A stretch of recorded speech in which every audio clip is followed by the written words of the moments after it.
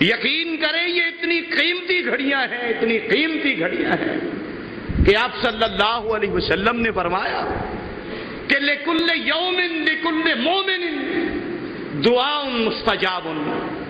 کہ رمضان کا کوئی ایسا دن نہیں ہے کہ جس دن ہر مومن کے لیے اللہ تعالیٰ نے ایک دعا ایسی نہ رکھی ہو، اللہ نے وعدہ کیا میں اپنے بندے کی دعا کو ضرور قبول کروں گا۔ اللہ کے بندوں ان ساعات اور ان گھڑیوں کو حاصل کرنے کی کوشش کریں۔ اللہ پاک کے فرشتے آوازیں لگا رہے ہیں کہ یا باغی الخیر اقبل، اے نیکیوں کے طالب، اے بھلائیوں کے طالب، اے قبر کے اندر آسائشوں کے طالب، اے جنت کی نعمتوں کی خواہش رکھنے والے انسان، اقبل، ذرا دوڑا، اب جنت بڑی سستی مل رہی ہے۔ اور یا باغی الشر اقصر، اے گناہ کرنے والے رک جا، اے نافرمانیاں کرنے والے بعد آ جا، اے اپنے آپ پیٹ کے اندر جہنم کے انگاروں کو بھرنے والے ذرا رک جا، اپنے رب کے احکامات کی پامالی کرنے والے اور اپنے محبوب اور شفیق اور رحیم پیغمبر کے سنتوں کو قدموں کے تلے روندنے والے ذرا رک جا اور اپنی زندگی کے اندر ایک انقلاب پیدا کر دے، اور پیارے پیغمبر صلی اللہ علیہ وسلم کے اس فرمان کے مطابق کہ وہ بندہ اللہ کی رحمت سے دور ہو جائے گا، اس کا نصیبہ جل جائے گا، اس بندے کے عاقبت آخرت اور دنیا وہ اللہ رب العالمین کی رحمت سے دور ہو جائے گی۔ کہ جو بندہ رمضان کو پانے کے باوجود اپنے دل کے اوپر چڑھے ہوئے گناہوں کے غلاف کو دھلوا نہ سکا، تو میرے دوستوں، بزرگوں اور بھائیوں، قرآن مجید فرقان حمید سے جو آیت مبارکہ آپ کے سامنے تلاوت کی ہے، اللہ احکم الحاکمین نے اس کے اندر رمضان المبارک کے روزوں کی فرضیت آج اس فرضیت کے مقاصد میں سے ایک مقصد کا ذکر کیا اور فرمایا اللہ رب العالمین نے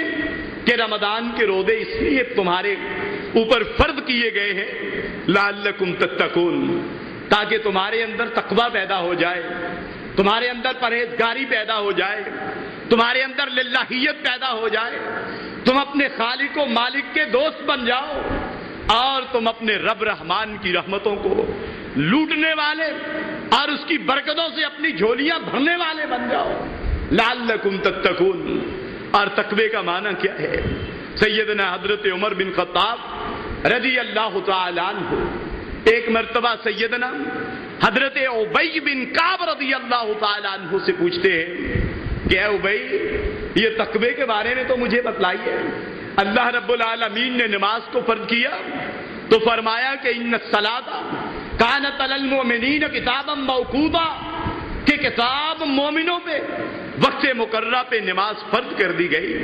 تاکہ مومن کے اندر تقوی اور پرہیزگاری پیدا ہو جائے، اور مومن کے اندر اوپر روزے فرض کیے گئے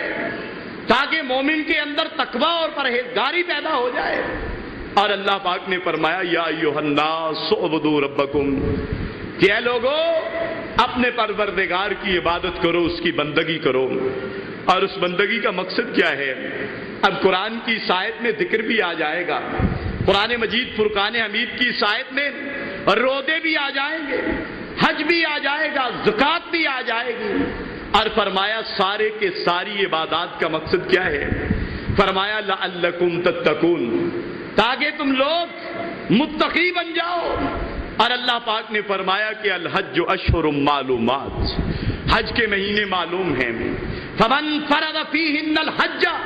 کہ جو شخص بھی ان مہینوں کے اندر حج کا ارادہ کر لینا، فلا رفث ولا فسوق ولا جدال فی الحج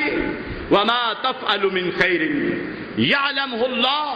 وتزودوا فإن خیر الزاد التقوی۔ اللہ پاک نے فرمایا حج اس لیے فرض کیا تاکہ ایک بڑا زاد راہ تم اختیار کر لو، اور اس راستے کے لیے جو بڑا کٹھن راستہ ہے،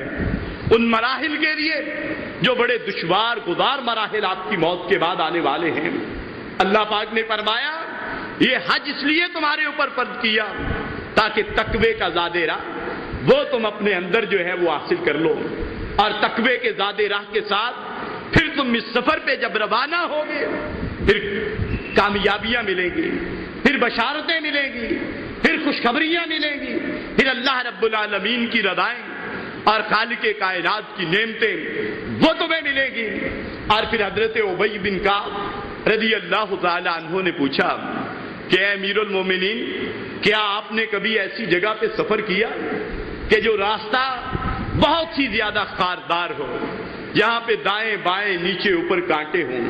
کانٹے دار جھاڑیاں ہوں اور ایک چھوٹی سی پگڈنڈی ہو، کبھی اس پہ سفر کیا؟ سیدنا حضرت عمر بن خطاب رضی اللہ تعالی عنہ نے کہا کہ ہاں اے ابی، میں بچپن میں اور اپنی جوانی میں اونٹ چرایا کرتا تھا، اور کئی دفعہ ایسا ہوا کہ ایسا راستے سے گزرنا پڑا کہ جہاں چاروں طرف دائیں بائیں اوپر نیچے ہمارے آگے اور پیچھے وہ جھاڑیاں تھی کانٹے دار۔ تو پوچھا کہ وہاں سے کیسے گزرا کرتے تھے، ایسے راستے سے آپ کیسے گزرا کرتے تھے؟ تو حضرت عمر رضی اللہ تعالی عنہ نے جواب دیا کہ اے ابی، یہ تو بڑا سادہ سا سوال ہے، ایک بچہ بھی جب ایسے راستے سے گزرے گا اپنے کپڑے کو سمیٹ لے گا، اپنے سر کے بالوں کو سمیٹ لے گا، اپنے جسم کو سمیٹ لے گا، ایک ایک قدم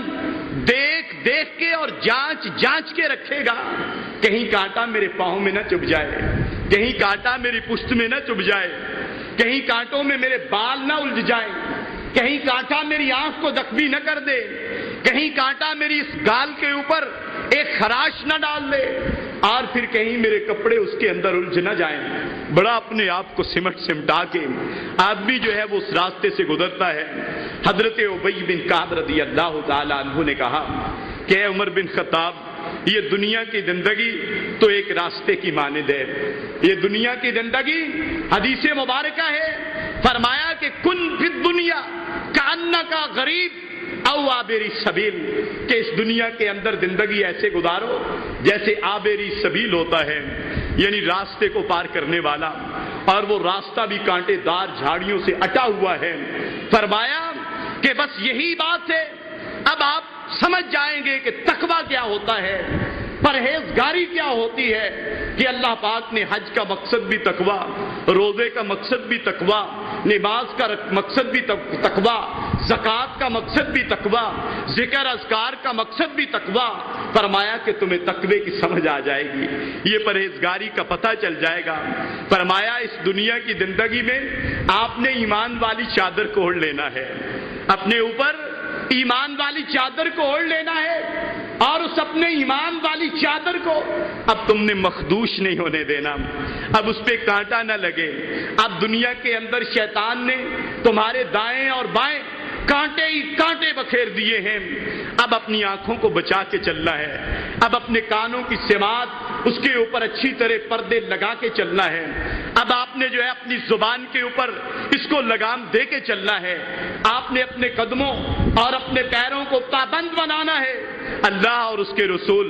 صلی اللہ علیہ وسلم کے احکامات کا، اور اس طرف قدم نہ اٹھے، تمہارا ہاتھ نہ بڑھے جس سے خالق کائنات نے روک دیا، جس عمل سے پیارے پیغمبر صلی اللہ علیہ وسلم نے منع کر دیا۔ فرمایا اسی کا نام تقویٰ ہے، ذاک التقیٰ، فرمایا اسی کو تقویٰ کہتے ہیں۔ اور پھر حضرت نبی اللہ رب العالمین نے قرآن مجید فرقان حمید کے اندر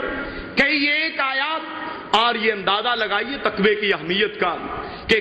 ہر خطبہ کے اندر خطیب، وہ جمعے کا خطبہ ہے، وہ عیدین کا خطبہ ہو، وہ نکاح کا خطبہ ہو، وہ کسی اہم مسئلہ پہ کوئی آدمی خطبہ دینا چاہتا ہے،